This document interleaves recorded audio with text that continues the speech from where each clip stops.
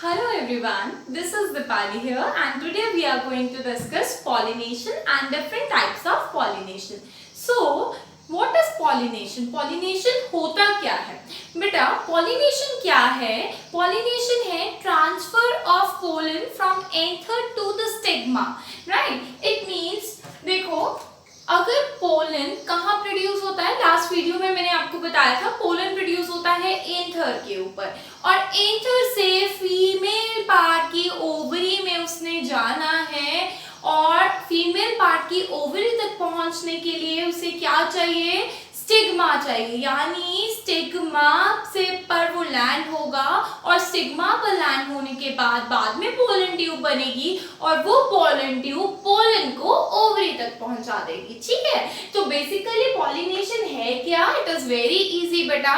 जब एंथर जो कि पोलन प्रोड्यूस कर रहा है, जब एंथर जो पोलन प्रोड्यूस कर रहा है स्टिग्मा पर ट्रांसफर हो जाता है वो pollen, that is called your pollination. ठीक है, तो पॉलिनेशन क्या है? The transfer of pollen from the anther to the stigma, that is called your pollination. And after pollination the process is your fertilization, यानी पॉलिनेशन के बाद कौन सा प्रोसेस होता है बेटा? फर्टिलाइजेशन। अब बात करते हैं कि ये जो पॉलिनेशन होता है कितने टाइप्स का होता है। Basically it is of two type, that is self pollination and cross pollination. अब ये सेल्फ पॉलिनेशन क्या है? सेल्फ पॉलिनेशन का मतलब ये होता है बेटा कि अगर कोई प्लांट जिसके ऊपर जो प्लांट बाइसेक्सुअल है, यानी जिस पर मेल पार्ट भी है और फीमेल पार्ट भी है, उस केस के अंदर बेटा क्या होगा, पोलन क्या करेगा, वो अपने ही प्लांट का फायदा उठाएगा ना। मतलब अब जिसके पास खुद ही मेल और फीमेल पार्ट दोनों है तो वो खुद से ही पॉलिनेशन कर लेगा। इट मींस अगर आपके एक फ्लावर में, जो कि फ्लावर बाइसेक्सुअल है जिसमें मेल और फीमेल पार्ट दोनों है, तो मेल पार्ट यानी एंथर क्या करेगा, अपना पॉलन अपनी ही ओवरी को देगा, यानी अपने ही स्टिग्मा को देगा। यानी सेम फ्लावर के अंदर जब पॉलिनेशन हो रहा है, ट्रांसफर ऑफ पॉलन हो रहा है into the same flower, that is called your self pollination. और इसे बेटा ऑटोगैमी भी बोलते हैं। ऑटो का मतलब होता है खुद, ओन, और गैमी का मतलब होता है गैमेट्स, यानी खुद के गैमेट्स, खुद का पोलन खुद के ओवरी के साथ ओवरी के अंदर जाएगा और ओव्यूल के साथ फ्यूज होगा। ठीक है, अब सेकेंड बात आती है बेटा क्रॉस पॉलिनेशन। तो क्रॉस पॉलिनेशन क्या होता है?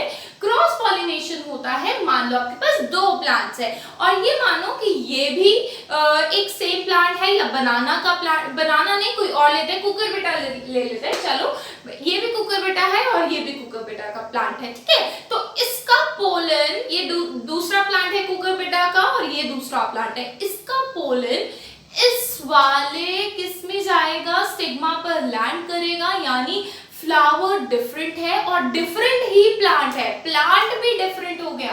ठीक है, हालांकि प्लांट की स्पीशीज सेम है बट प्लांट दूसरा है, यानी आप ये कह सकते हैं जब एक पोलन अपने फ्लावर को फर्टिलाइज ना करके किसी और के फ्लावर को, जो कि उसकी खुद की स्पीशीज का है, वहां पर जाके फ्यूजन करता है, that is called cross pollination और जीनोगैमी और एलोगैमी। हाँ देखो बेटा, ये भी कुकुरबिटा का प्लांट है, ये भी कुकुरबिटा है, यहाँ पे सिर्फ मैंने ओवरी और एंथर बनाया है जो कि इंपॉर्टेंट है। अब देखो ये एंथर पोलन रिलीज कर रहा है और पोलन दूसरे प्लांट के स्टिग्मा पर लैंड हो रहा है। This part is your stigma, right? तो दूसरे प्लांट के स्टिग्मा पर लैंड हो रहा है, यानी वो क्या करेगा, दूसरे प्लांट के ओव्यूल के साथ फ्यूज करेगा, that is called cross pollination. ठीक है बेटा, अब बात करते हैं जिटोनोगैमी। जिटोनोगैमी होता क्या है? ठीक है, जिटोनोगैमी का मतलब ये है बेटा, देखो ये डायग्राम मैंने बहुत सिंपल डायग्राम बनाया है। इसमें क्या है, एक प्लांट है, ठीक है, एक प्लांट है, उसके ऊपर दो फ्लावर लग रहे हैं या चार फ्लावर लग रहा है, एक फ्लावर ऊपर लग रहा है, एक फ्लावर नीचे लग रहा है, तो होगा क्या, प्लांट तो एक ही है, उस प्लांट पे बहुत सारे फ्लावर लग रहे हैं, बट एक फ्लावर का पोलन दूसरे फ्लावर के ओव्यूल के साथ फ्यूज हो रहा है, यानी दूसरे फ्लावर के स्टिग्मा पर लैंड हो रहा है, दैट इज कॉल्ड योर ज़िटोनोगैमी। यानी प्लांट सेम है, ठीक है, बट फ्लावर डिफरेंट है। फ्लावर डिफरेंट कैसे हुआ? उसी प्लांट के ऊपर बहुत सारे फ्लावर लगे हो, किसी के साथ भी क्या कर जाएगा? पॉलिनेट कर जाएगा। So this is your geitonogamy. अब बेटा इस पॉलिनेशन के लिए क्या क्या चाहिए? कौन कौन से एजेंट्स है जो कि पॉलिनेशन कराते हैं? विंड से भी पॉलिनेशन हो सकता है, पोलन स्टिग्मा पर फॉल कर सकता है, विंड से भी हो सकता है, वाटर से भी और एनिमल से भी। तो आपको क्या पता है ये जो पॉलिनेशन होने के बाद होता क्या है बेटा? पॉलिनेशन होने के बाद पोलन पिस्टल इंटरैक्शन होता है। अब देखो ध्यान से बेटा, ये पोलन इसके ऊपर लैंड कर गया स्टिग्मा के ऊपर। अब क्या होगा? एक चीज वेरी इंपॉर्टेंट बेटा, आपको पता है कि अगर ये कुकुरबिटा का प्लांट है, ये भी कुकुरबिटा का प्लांट है, मान लो ये रोज का प्लांट होता, ये कुकुरबिटा का होता, तब उस टाइम पर स्टिग्मा के ऊपर जो पोलन फॉल करता वो अंदर ओव्यूल तक नहीं पहुंच पाता। ऐसा क्यों? क्योंकि स्टिग्मा ना बड़ी चालू है, उसको पता है कौन सा मेरा पोलन है, यानी कौन से मेरी स्पीशीज का पोलन है, ठीक है। अब क्या होगा? अगर दोनों ही स्पीशीज सेम है, यानी अगर दोनों ही रोज है, दोनों ही कुकुरबिटा है या दोनों ही एप्पल है, अगर दोनों सेम प्लांट है, ठीक है, उसी का पोलन फॉल करेगा तब जाके बनेगी बेटा एक, तब जाके क्या बनेगी? एक पोलन ट्यूब। वो पोलन ट्यूब क्या करेगी? उस पोलन को ओव्यूल तक लेकर जाएगी, ठीक है। यानी अगर एक फ्लावर दूसरे प्लांट का है, एक फ्लावर कोई और है, तब तक अगर स्टिग्मा पर पोलन लैंड भी करता है तो वो पोलन ओव्यूल तक नहीं पहुंच सकता। देखो ओव्यूल कितनी वो है ना, मतलब कितनी लग्जरियस जिंदगी जी रही है कि उसके पास कोई नहीं आ सकता, वही आ सकता है जो उसकी खुद की स्पीशीज का होगा, राइट। सो बेटा this is your pollen pistol interaction, जिसके अंदर पोलन और पिस्टल तभी इंटरैक्ट करेंगे, तभी मिलेंगे, यानी एक पोलन दूसरा पिस्टल यानी फीमेल तभी मिलेगी जब उसको लगेगा कि ये मेरा खुद का है। यानी उसने ये सोच लो खुद के लिए एक चौकीदार बिठा के रखा है स्टिग्मा, और स्टिग्मा चेक करेगा कि भाई हाँ ये खुद का पोलन है, खुद की स्पीशीज का, and then only it will transfer with the help of pollen tube to the your ovary, ठीक है। और ओवरी में ओव्यूल के साथ फ्यूज करने के बाद फर्टिलाइजेशन हो जाएगा। सो बेटा ये था आपका पॉलिनेशन। अब बात करते हैं एजेंट्स जो होते हैं बेटा, ये मैंने आपको एजेंट्स बताए हैं, वाटर, विंड, एनिमल्स, इनके लिए क्या क्या अडेप्टेशन है, ठीक है। अडेप्टेशन से पहले हम करेंगे बेटा डिवाइसेस फॉर सेल्फ पॉलिनेशन। अगर आप चाहते हो कि सेल्फ पॉलिनेशन हो, क्रॉस पॉलिनेशन नहीं हो, तो क्या क्या होना चाहिए? यानी खुद ही का फ्लावर, खुद ही के फ्लावर का एंथर रिलीज करेगा पोलन, और वो चाहता है कि भाई मेरा खुद का ही ओव्यूल होना चाहिए। तो उसके लिए हमें क्या चीजें होनी चाहिए? फर्स्ट थिंग बेटा क्लिस्टोगैमस फ्लावर। क्लिस्टोगैमस, सी से लर्न करो, सी से क्लिस्टोगैमस, सी से क्लोज, यानी ऐसा फ्लावर जो ओपन ही नहीं होगा, पूरी तरह से खिलेगा ही नहीं। तब खिलेगा ही नहीं तो क्या होगा? स्टिग्मा के ऊपर दूसरा कोई पोलन आके लैंड ही नहीं करेगा। अब लैंड नहीं करेगा तो उसके पास कोई ऑप्शन ही नहीं है, तो खुद ही का पोलन खुद ही के स्टिग्मा पर आकर लैंड करेगा, और जिससे क्या हो जाएगी? Self pollination. दूसरी बात बेटा, इस केस में प्लांट को बाइसेक्सुअल होना जरूरी है, ठीक है। बाइसेक्सुअल नहीं होगा तो बेटा क्रॉस पॉलिनेशन के ही चांसेस होते हैं। Next is homogamy. होमोगैमी का क्या मतलब होता है? होमोगैमी का मतलब होता है कि सेम टाइम पर मैच्योर होना, यानी जब मेल पार्ट मैच्योर हुआ उसी टाइम पर क्या मैच्योर होगा? फीमेल पार्ट, यानी ओवरी भी उसी टाइम मैच्योर हो रही है और एंथर भी उसी टाइम मैच्योर हो रहा है, दोनों की मैच्योरिटी एक टाइम पर है, तो उस टाइम पर सेल्फ पॉलिनेशन के चांसेस बढ़ जाते हैं। नेक्स्ट इज बेटा क्रॉस पॉलिनेशन के चांसेस अगर हमने बढ़ाने हैं, हम चाहते हैं भाई नए डिफरेंट कैरेक्टर्स हमारे प्लांट में आए, तो कैसे हम बढ़ाएंगे? फर्स्ट थिंग बेटा यूनिसेक्सुअलिटी। अभी बताया मैंने, अगर एक प्लांट में सिर्फ बेटा मेल पार्ट ही है या फिर फीमेल फ्लावर ही लग रहा है, यानी यूनिसेक्सुअल है, तो ऑब्वियस ही बात है भाई क्रॉस फर्टिलाइजेशन होगा, खुद का तो पोलन होगा नहीं अगर वो फीमेल है, और अगर वो मेल है तो खुद का तो ओव्यूल जाएगा नहीं उसके पास, ठीक है। तो यूनिसेक्सुअल होना जरूरी है। सेकंड इज योर डाइकोगैमी, जैसे यहाँ होमोगैमी पढ़ा था, ये डाइकोगैमी। डाइकोगैमी का मतलब दो गैमेट्स अलग अलग टाइम पर क्या करेंगे, मैच्योर होंगे। भाई एक तो तुमसे बहुत बड़ा है और एक तुमसे बहुत छोटा है, तो जब तक वो मैच्योर नहीं होता तब तक फर्टिलाइजेशन नहीं होगी। तो यानी इस केस को बेटा प्रोटो एंड्री और प्रोटोगाइनी से भी समझा जाता है। प्रोटो मतलब पहले, एंड्री मतलब एंड्रोशियम। अगर एंड्रोशियम यानी मेल पार्ट पहले मैच्योर हो जाता है और फीमेल पार्ट नहीं मैच्योर होता है, तब तक फर्टिलाइजेशन होने के चांसेस ही नहीं है, ठीक है। और अगर प्रोटोगाइनी की बात करते हैं, इसमें फीमेल पार्ट पहले मैच्योर हो जाता है और मेल पार्ट मैच्योर ही नहीं हुआ, तो फीमेल ओव्यूल क्या करेगा, फीमेल ओव्यूल को क्रॉस पॉलिनेशन करना ही पड़ेगा, ठीक है। क्योंकि बेटा ये सेल्फ वाले प्लांट में, या सेल्फ वाले मतलब यूनिसेक्सुअल प्लांट के अंदर नहीं, बाइसेक्सुअल प्लांट के अंदर प्रोटोगाइनी होने के चांसेस हैं। प्रोटोगाइनी मतलब गाइनोशियम पहले मैच्योर होके बैठा है, बट वो वेट कर रहा है किसी और फ्लावर के पोलन की, ठीक है। So next is self sterility. अब क्या होता है बेटा, कुछ पोलन्स ऐसे होते हैं जो यूजलेस होते हैं। यूजलेस का मतलब वो फर्टिलाइजेशन नहीं करा सकते हैं, स्टिग्मा पर फॉल करते ही पोलन, स्टिग्मा उसको एंट्री ही नहीं देगी ओव्यूल तक पहुंचने के लिए, क्योंकि वो स्टेराइल ही नहीं होते, मैच्योर ही नहीं होते, कंपैटिबल नहीं होते हैं, ठीक है। तो यहीं पर वो डीजनरेट हो जाते हैं। देखो भाई ओव्यूल ने तो कितना सही है ना कि भाई जो अच्छे अच्छे पोलन्स होंगे वो सिर्फ उसी को एंट्री देगी, उसके अलावा किसी को एंट्री नहीं मिलेगी। So that is self sterility. इस केस में बेटा अगर सेल्फ स्टेराइल है अगर कोई पोलन, तो क्रॉस पॉलिनेशन होने के बहुत ज्यादा चांसेस होते हैं।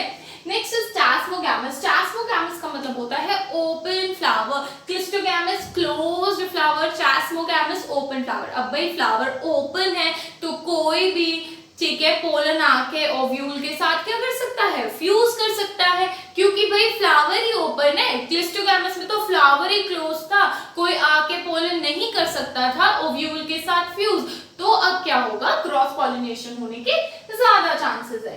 सो बात करते हैं बेटा, ये तो चांसेस थे कि भाई सेल्फ पॉलिनेशन कराना है तो ऐसे ऐसी कंडीशंस होनी चाहिए, और अगर क्रॉस पॉलिनेशन होना है तो ये कंडीशंस आपको देखने को मिलेंगी। Next is your adaptation. अब क्या क्या चीजें होनी चाहिए वाटर से पॉलिनेशन से, आपके इंसेक्ट से पॉलिनेशन से एंड विंड से पॉलिनेशन से। यानी अगर आपको पॉलिनेशन करानी है, ऐसे प्लांट जो पानी में रहते हैं उनमें पॉलिनेशन कैसे होती है, उनमें एंथर स्टिग्मा पर कैसे फॉल करता है और बाद में फर्टिलाइजेशन कैसे होता है। बेटा generally algae, pteridophytes, bryophytes and gymnosperms, ये ऐसे प्लांट्स हैं जिनमें हाइड्रोफिली देखने को मिलती है। अब बात करते हैं इनके जो पोलन होते हैं जो फॉल करेंगे ओव्यूल पर, वो लॉन्ग होते हैं, लंबे होते हैं और नीडल लाइक होते हैं, सुई की तरह होते हैं, ठीक है। और उनके ऊपर म्यूकोलेजिनस कवरिंग होती है ताकि स्टिग्मा पे फॉल करते ही वो क्या ना हो जाए, रिलीज ना हो जाए, मतलब गिर ना जाए, क्योंकि वो पहले ही पानी में है,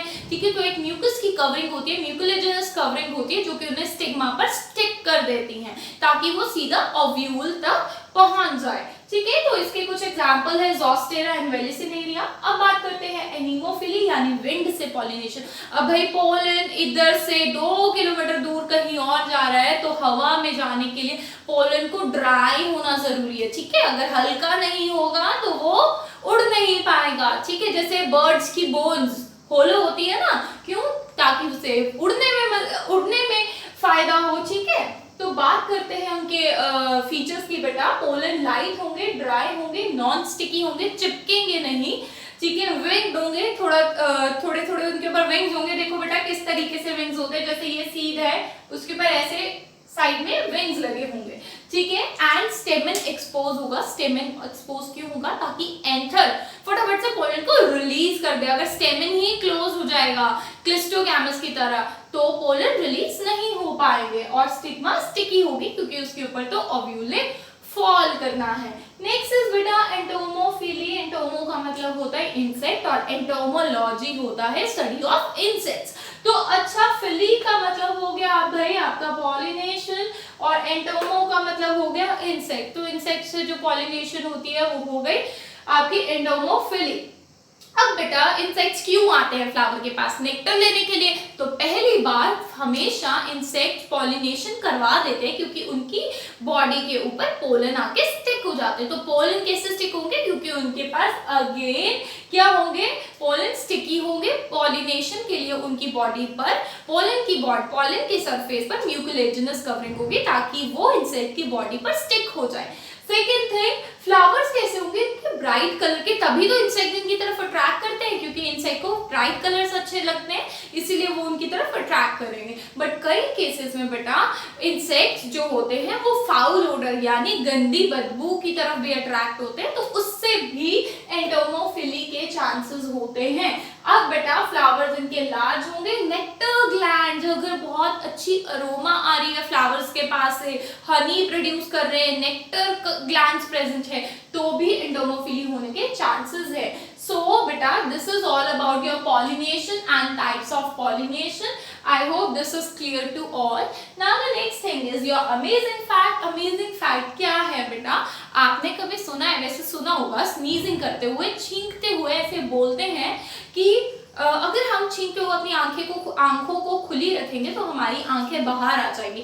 बेसिकली हमारी आंखें बंद क्यों हो जाती है, ये आपका अमेजिंग फैक्ट है बेटा। जब हम छींकते हैं ना, ठीक है, तो हमारे ईसोफेगस में और हमारी विंड पाइप में, ईसोफेगस नहीं, हमारी विंड पाइप में क्या होता है, डस्ट के पार्टिकल्स प्रेजेंट होते हैं, तो उसे हमें छींक कर निकालना होता है। तो जैसे ही हम छींकते हैं ना बेटा, वो एक इनवॉलेंट्री एक्शन है जिसे आप कंट्रोल नहीं कर सकते हो। तो इनवॉलेंट्री एक्शंस के साथ साथ एक और एक्शन होता है, जैसे आपकी मसल्स कॉन्ट्रैक्ट होती है, आपके आईज के मसल्स भी कॉन्ट्रैक्ट होते हैं। ऐसा कभी नहीं होता ना कि आपकी बॉडी तो बिल्कुल नॉर्मल है और आपने सिर्फ और सिर्फ छींक दिया और आपको बिल्कुल फील ही नहीं हुआ कि आपने छींका या आपकी बॉडी में कोई मूवमेंट ही नहीं हुई। ऐसा नहीं होता। तो स्नीजिंग के टाइम पर हमेशा आपकी आंखें इसलिए क्लोज हो जाती है because it is an involuntary action. Involuntary जो आपके कंट्रोल में नहीं है और जो आपके कंट्रोल में ही नहीं है, इसी वजह से हम स्नीजिंग के टाइम पे अपनी आंखें जो होती हैं खुली नहीं रख सकते क्योंकि it is an involuntary action, it is not under your control, right? So this is all about today's video बेटा. If you like my video, so please share and subscribe and do share with your friends and family. Thank you everyone.